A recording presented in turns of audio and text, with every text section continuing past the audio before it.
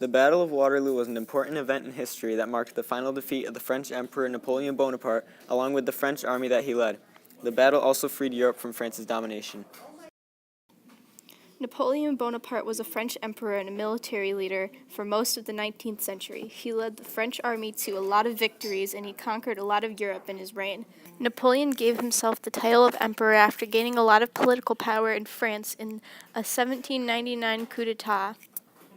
Napoleon was very successful during his ruling, but after a failed invasion of Russia, he was exiled. But he returned a couple of years later and prepared his French army for the Battle of Waterloo. When Napoleon returned to France, the Allied forces of Austria, Britain, Prussia, and Russia, who considered the French as an enemy, began to prepare themselves for war against Napoleon. But Napoleon had a plan to form a new army and take out each member of the Allied forces before they could get together and execute a massive attack on his army.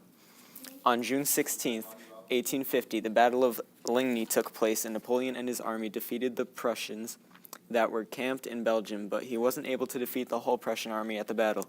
On June 18th, 2 days after the Battle of Ligny, Napoleon attempted to attack the British army that was camped near Waterloo. Initially, the French army had a good attack on the British army, but shortly after the Prussians joined the battle, Napoleon had no other choice but to retreat. Napoleon and his army, after the attempted attack on the British army, were both drastically weakened, and it put a huge dent in Napoleon's plan.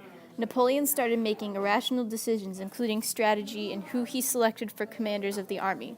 This was the beginning of Napoleon's fall as both emperor and commander.